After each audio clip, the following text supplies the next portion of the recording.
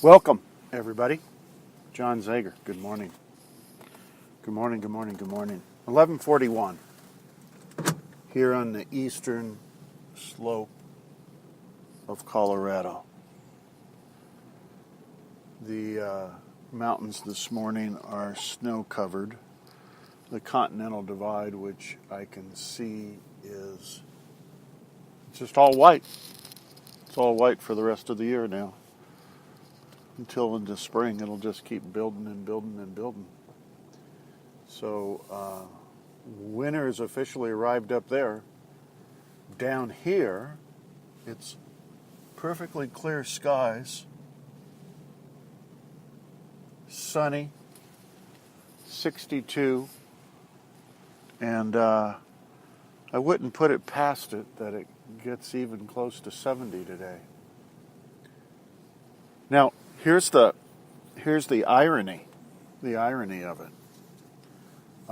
It's supposed to snow 5 inches today. Well, let me take that back. It's supposed to snow up to 5 inches today and tomorrow. And probably it looks like it's going to come in late afternoon or early evening, right? One of those two. There's a little breeze going on down here, but it's just beautiful out. It's just gorgeous. It's a fall day. It's a typical fall day in Colorado. We're going to be having our Indian summer coming up soon, where we'll get back up to 70. High 60s anyway, right? And it'll stay that way for a while. And then it'll start cooling off in December. But, you know, I've been down to the stock show in January in t-shirt. And I've gone to Christmas Mass in a short sleeve shirt. So, what do you know? I mean, I don't know. It just has, what do they say? Wait an hour and see what the weather is. You can't predict it longer than an hour. So today, I'm going to do a podcast on ways to dissolve anxiety. Pretty cool, huh? Yeah, ways to dissolve anxiety. I was watching a YouTube video early this morning, like at 6 or something. I got up and was busy doing some work, but we're drinking out of our Starbucks clear plastic extra tall glass, half and half coffee, and I think it's green tea, or it might be regular tea. I'm not sure of that, but I have the two mixed with a bunch of ice, and it's delicious. So anyway, quite a bit of traffic out today. I guess everybody's anticipating the snow coming in, so they're trying to get chores and things put together before that happens. And I have a lot of that to do too, so I'm looking forward to getting some of my work done a little bit later. How to dissolve, different ways to dissolve anxiety. So this guy, and I don't remember his name, Jerry Silva, I don't remember his name. I've watched other videos of his, and he has an organization or a project or something. It's called Mind, I don't know, Mind something. But he does these brilliant little I don't know, they're probably 5 minutes or under videos where he's anywhere. I don't know where he is. Half the time he's in a city, then he's in a country, then he's out in water. He's everywhere. But the cool part is that he's super smart. And he's well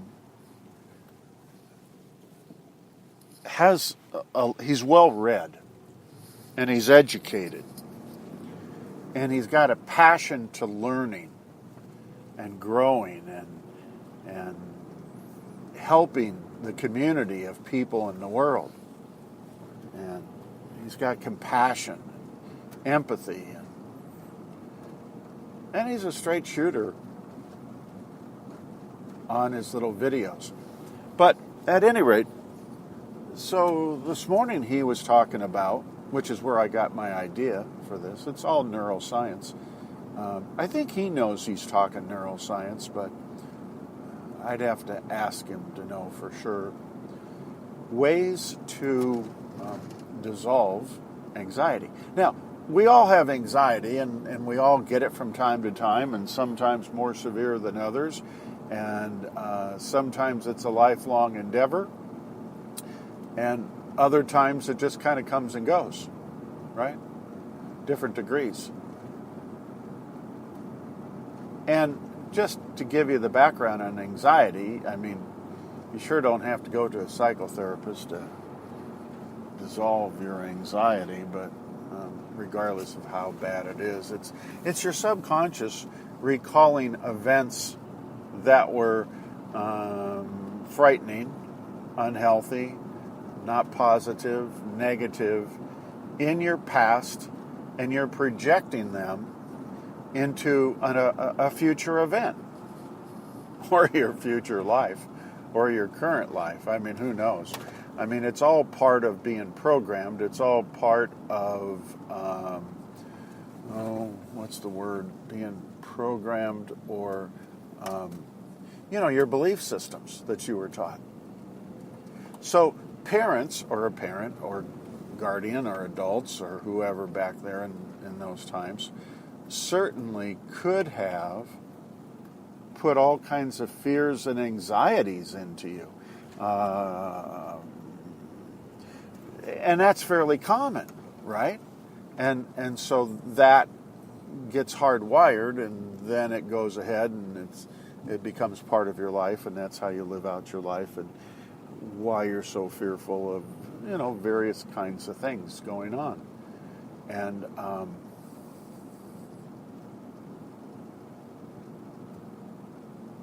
anxiety is just projecting all of that negative stuff onto the future or future events. An example. So let's say you're growing up in a family and they're not real supportive and encouraging and inspiring and empowering and just, getting you to have self-confidence and, all that good stuff. And so you get into grade school and you're a sixth or seventh grader, and you're asked to go into the next grade room, like a seventh or eighth grade room with the kids, and you're asked to, give a little speech or something about whatever. And you're scared to death because you have no self-confidence. You have no... everybody's passing me. They're all in a hurry. You're lacking a lot of the things that were not instilled into you that would be positive and inspiring for you to feel confident enough to go in and present to a group of people, your own age. It's not like a big deal. And that produces anxiety. So when you get older, you might belong to some business or whatever, and you're asked to present something in a meeting, and you worry about it for the week ahead of time. And It becomes terrifying, you know. That's not good anxiety. I mean, there is good anxiety, of course there is. You know, the athlete who's preparing to run in the Olympics, for instance, you know, for whatever reason, a sprint or something. I mean, that's anxiety, but you want to have that anxiety because you're at your peak right there. I mean, that's very cool. So, this guy who was doing this video this morning, I don't know when he did it, but I was just watching it this morning. And he was talking about one of the ways he came up with was, you know, doing stand-up comedy. Now, he picked a bizarre thing just to make a point, and here's how it went.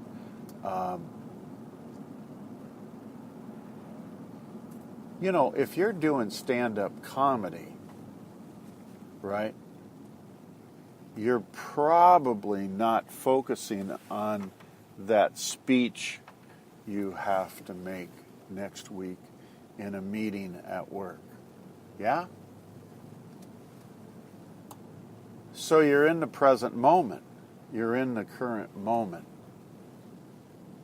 And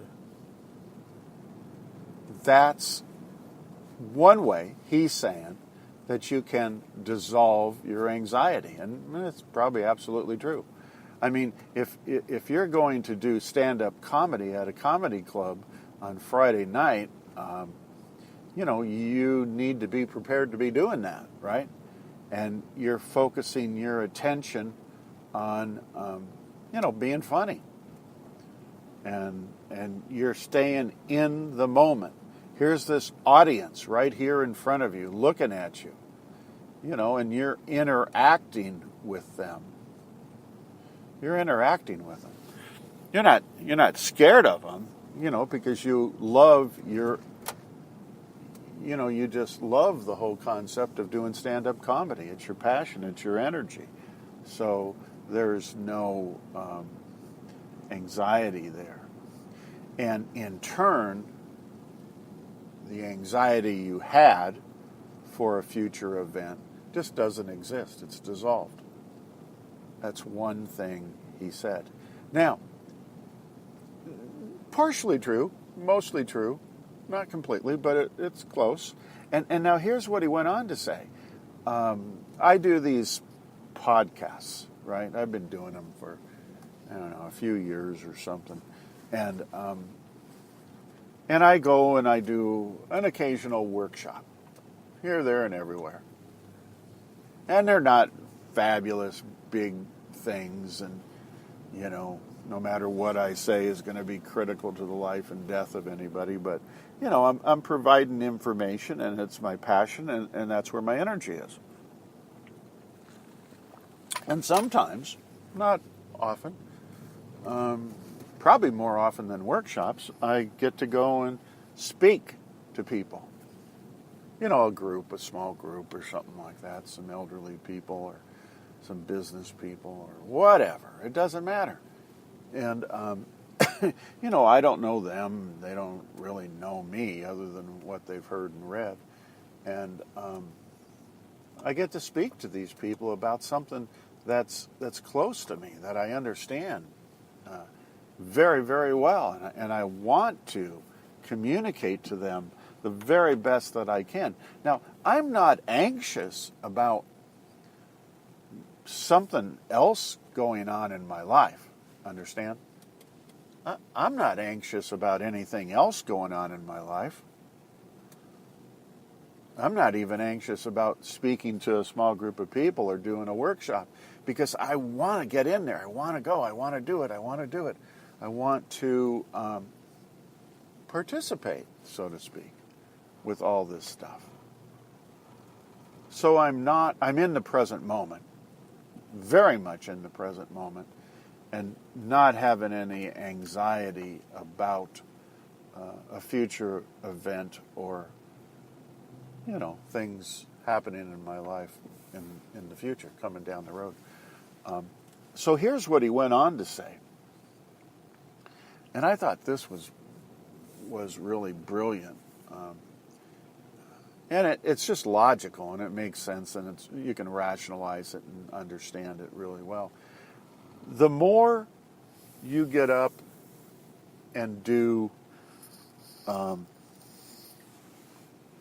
stand-up comedy, right? The more you do that, the calmer you get. The more I do my podcasts compared to when I first started doing my podcasts, the calmer I've gotten. Now, I'll get on my rants and stuff, but that's a different deal. The more I go out and do, a little workshop here and there, the more I look forward to an opportunity of doing another workshop. The more I speak to a group here or there, the more I look forward to, going out and talking to another group. And the reasoning is, right, the reasoning is that you get immediate feedback. You get to be free, right? You get to take a chance, right? So when you're getting up to do stand-up comedy, he's saying you're pretty free because you're exposing yourself. You're being whoever you can be, whoever you are. And you're letting the cards roll however they will to see how it turns out. Right? So it's pretty cool. It's pretty cool in that regard. When I first started, well, let me give you a little background first. Just a little. I'm not going to do a lot. But a little background is that, I've come from a family where, I have had generalized anxiety disorder for family reasons and stuff that I've talked about in here and blah, blah, blah. And it's gotten better, but I'm a pretty old guy. So over time, it's kind of gotten better, yeah? All right? But it's when I'm able to just be whoever I am, which is what you get in my podcasts. I'm pretty much whoever I am in my podcasts. You understand that? I used to view it as I'm taking a chance and a risk, and people get to see who I really am, and I'm exposed, and here's the bottom line: I don't care. I really don't care anymore. I've got information I want to provide to you in the very best way that I possibly can, and I'm going to do that because that's my passion, desire. I'm inspired, I'm empowered, and I want to do whatever I can do to enhance and guide your life through some decisions you have to be making from time to time. So I get more and more comfortable. Anxiety. Here's the interesting part. I identified with this guy today with this statement, and you'll kind of figure it out. But, boy, that's good. He was saying that he has a general idea of what he's going to talk about. But he never knows when he's going to get the idea, because there are no deadlines, right? For him, he just does these little videos whenever something pops in his head.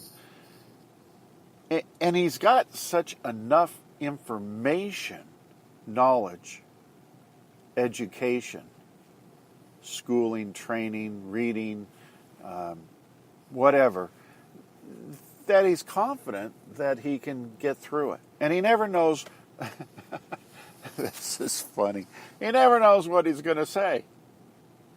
He said that this morning. He said, you know, when I start talking in my videos, I have no idea where I'm going. And gosh, did I laugh at that. And for me, it's identical. And this is the part you guys that know me and listen to me from time to time, I hope, can say, yeah, John, I'm pretty sure you have no idea where you're going when you start. because I don't. I kind of have an idea, vague idea in the back of my head of what I'm going to talk about, right? And I kind of force myself to come up with an idea every day. I don't have a book where I go down day by day and, today I'm supposed to talk about this and tomorrow that and this. I just wander around the planet and I come up with something for whatever reason, people I talked to, videos I watched, encounters I ran into, and, everything's kind of related to neuroscience, the brain, and how we relate what we have in our head to the nervous system, how it gets communicated, how things get communicated from our nervous system to our brain, back and forth. So it all applies, right? But you guys can kind of tell, it's like, I don't know how he got there, but, it made sense. It was logical. So I have an understanding of how things are and how the dots fit together to end up with a conclusion. I mean, I do have that ability. 43 plus years of clinical psychology and neuroscience. I'm up to 48, 49 years. It isn't difficult. But I don't prepare anything. You guys all know that. and he doesn't prepare anything. I thought that was fascinating. So as you do stand-up comedy, and I'm kind of just following along with what he was saying, and as you start doing workshops, or you're doing speaking engagements, everything is about what you know. So you might alter your workshop a little bit this way, that way, or whatever, but you have a basic understanding of what needs to be covered. Whether it's in this particular order or that order today or tomorrow, who cares? And the speaking thing, you have an understanding and knowledge of your topic, and whether you get this paragraph ahead of that one or this part of the talk ahead or behind that one, it doesn't really matter, so long as you're presenting all of that stuff in a manner that people are receptive to hearing. And it reduces the anxiety. The anxiety gets less and less and less because you're in the present moment. You are in the present moment. I am in the present moment right now. I don't get caught up in what else do I have to get done today. What's the most important thing for me right now is to get this podcast presented in the best fashion I can to make a point, to show how the dots connect. And I think it's been very successful in the fact that, anxiety, I already told you where it comes from and why it's projected onto the future, which causes that. And the way you dissolve that is you get in the present moment. You get into whatever it is that you do, If you go out and do stand-up comedy, trust me, you're not going to be thinking about next week's meeting and you having to present. You're just not going to be there. You're not going to be there. And the second part of that that's so important is that you're free to expose yourself when you're doing stand-up comedy. when I'm doing a workshop, when I'm doing a speech, when I'm doing my podcast. I'm exposing myself to you guys right now. I'm feeling free enough to say pretty much whatever I want to say, within the proper realms of etiquette and ethics, right? The information needs to be correct.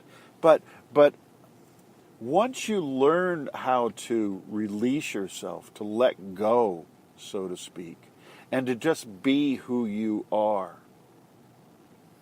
you stay in the present. If you get off on intellectualizing and rationalizing and doing all that head stuff, trust me, the anxiety will come back. So we're talking about letting go and being who you are, exposing yourself and being free. Pick something that you do or would like to do or want to do and take a shot at it. That's all this guy was saying. And he came, as near as I can tell from listening to him, he came from a background, I believe he was talking about that things weren't always like this for him today. And the more and more he learned to let go and just release himself, the anxiety just dissolved. Make sense, everybody? I think that's good. So anyway, have a good day. Have a good weekend. Gosh darn. I don't see 5 inches of snow anywhere near, but if they said it, it probably won't happen. No, I'm just kidding. So God bless everybody. Take care of one another, and I look forward to talking to you all again real soon. See you. Bye.